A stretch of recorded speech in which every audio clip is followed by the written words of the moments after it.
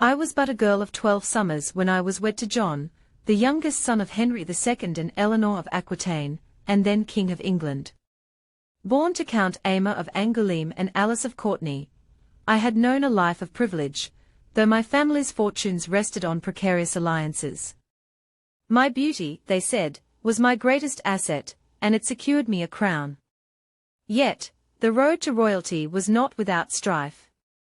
My marriage to John dissolved his previous engagement to Hugh de Lusignan, sowing enmity with the Lusignan family, and setting France ablaze with grievances.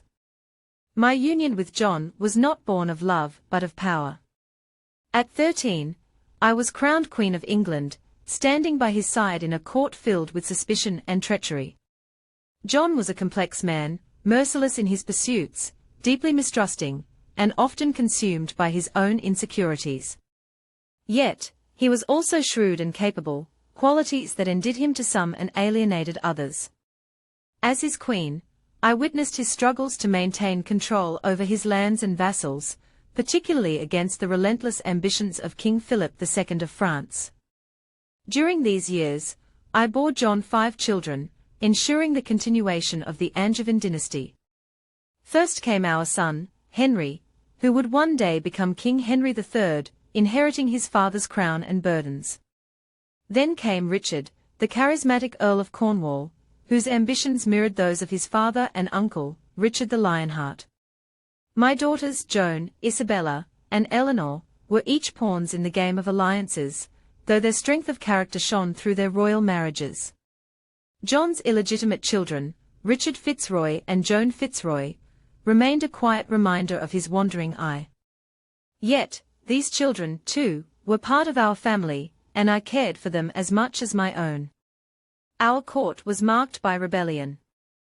The French king sought to seize John's lands in Normandy and beyond, while the English barons grew restless under his heavy taxation and autocratic rule. I watched as my husband struggled to navigate this chaos, his temper and paranoia alienating even his closest allies.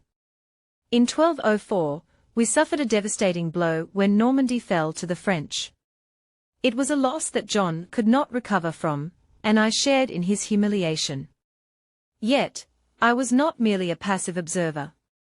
As queen, I played my part in courtly diplomacy, a skill I had honed since my youth. My correspondence with powerful figures across Europe aimed to solidify alliances and protect the legacy of my children. Despite the challenges, I found strength in my role as mother and queen, using my influence to secure futures for my children amidst the political turmoil. The darkest days came toward the end of John's reign. In 1215, the barons rose against him, forcing him to sign the Magna Carta, a document that sought to limit royal power and protect the rights of the nobility. Though this event is remembered as a turning point in English history, it was, for John, a bitter humiliation. The following year, in 1216, my husband succumbed to illness amidst the throes of civil war. His death left my son, Henry, as king, though he was but a boy of 9. Widowed and exiled from court intrigue, I returned to my homeland of Angoulême, where I sought to rebuild my life. Yet, the memories of those years, marked by triumphs, betrayals, and the heavy weight of a crown, remain with me. They shaped me into the woman I am today, resilient, cunning, and determined to secure the legacy of my children.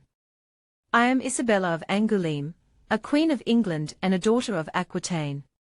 Though history may judge me harshly, I know that I lived as best I could in a world dominated by power and ambition.